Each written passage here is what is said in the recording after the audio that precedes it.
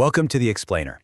In the next few minutes, we are going to absolutely nail one of the most important topics you'll ever face in a system design interview. How do you build an app that's blazing fast for everyone, no matter where they are on the planet? Let's dive right in. So, you've probably seen this before, right? You build this incredible application, but your users in, say, Sydney are complaining about lag, while everyone in San Francisco thinks it's the fastest thing ever. What is going on here? Well, it all comes down to the simple, unavoidable laws of physics. The real enemy here has a name: latency. Look, if your main server is sitting in Virginia, every single request from a user in Tokyo has to travel halfway around the world and then all the way back. That physical distance creates a delay, and you know what? No amount of clever coding can actually change the speed of light. And this centralized model, it creates a real triple threat. You've got high latency for anyone far away, which obviously leads to slow content delivery. And to top it all off, all that global traffic hammering one single point can easily overload your server. So how on earth do we fix this? Okay, let's start with the first and most fundamental solution to this whole problem. The idea is actually pretty simple. We need to move the content closer to the user. And we do this with something called a Content Delivery Network, or CDN. So what exactly is a CDN? Well, imagine you made a bunch of photocopies of your most popular stuff, like images, videos, that kind of thing, and you stored them in libraries all across the globe. A CDN is basically that. It's a worldwide network of servers that caches your content, so users can just grab a copy from their local library instead of having to fly all the way back to your main office. Let's just walk through how this works. Say a user in London requests an image. Their request is automatically sent to the closest CDN server. Now, if that server has a copy of the image, boom, that's a cache hit and it's delivered almost instantly, super fast. If not, well, that's a cache miss. The CDN then does the long-distance travel for you. It goes all the way to your main server, grabs the image, delivers it to the user, and, this is the really important part, it stores a copy right there for the next time someone asks. And this really shows the night and day difference in performance. A cache hit is fast, it's local, it's efficient. A cache miss, on the other hand, means you're stuck with that long, slow round trip all the way back to the origin server. The whole goal of a good CDN strategy is to maximize those cache hits. So what kind of stuff is perfect for a CDN? Well, you want to think about static assets. These are the files that don't change very often. Your company logo, product images, videos, and all the CSS and JavaScript files that make your site look and work the way it does. So what's the payoff for all this? The benefits are huge. First, you drastically cut down response time, which makes your users really happy. But just as important, you slash the load on your main server. By letting the CDN handle most of the requests, your whole system becomes way more resilient and scalable. Okay, so a CDN is amazing for static content. We get it. But what about the parts of your app that actually need to think? You know, things like authenticating a user or creating a personalized newsfeed or even running an A/B test. You can't just cache that kind of logic. And this is exactly where the next big evolution of this architecture comes into play. And that brings us to edge computing. Here's the key idea. If a CDN is all about moving content closer to the user, edge computing is about moving the computation itself.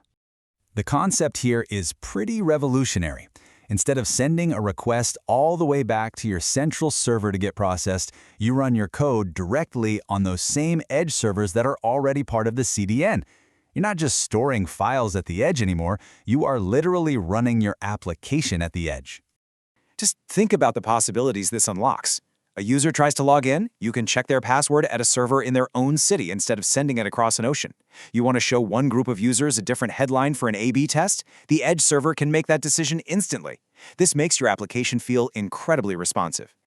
So in an interview setting, you need to be crystal clear on the difference between these two.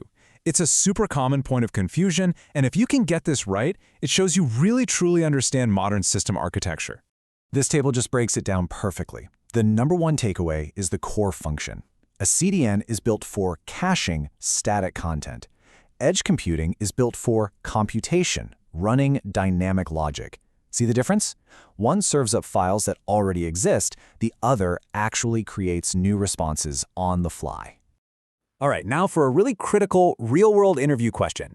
Let's say you've cached your company logo on the CDN, but then the marketing team decides to do a big rebrand. How do you make sure every single user sees the new logo and not the old one that's just sitting in the cache?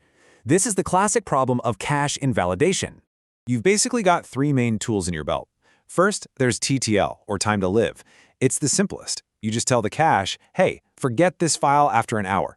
Second is an active purge, where you go in and forcefully tell the CDN to delete the old file right now. And finally, and this is often the best practice, is versioning.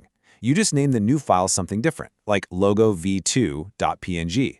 This completely bypasses the cache problem because it's a brand new request. Each of these has its own trade-offs, of course. Okay, let's put all this together. I'm going to tell you exactly how you should structure your answer when an interviewer asks how you'd build a scalable global application. You have to start with the foundation. You want to say something just like this. I'd start by using a CDN to reduce latency for our users and offload requests for static content from our origin servers. Now, why is that such a powerful opening? Because in one single sentence, you've shown you understand both of the key benefits: a better user experience through speed and a more resilient system by reducing server load. It's concise, it's smart, and it hits all the right notes immediately. And then you take it to the next level. You follow up with this. And for dynamic tasks like authentication or A/B testing, we can use edge computing to process requests closer to our users. This is the move that makes you stand out from other candidates. It shows you're thinking beyond just caching files, and you're into modern distributed application logic. It proves you're current. That's really the difference between a textbook answer and a senior-level answer.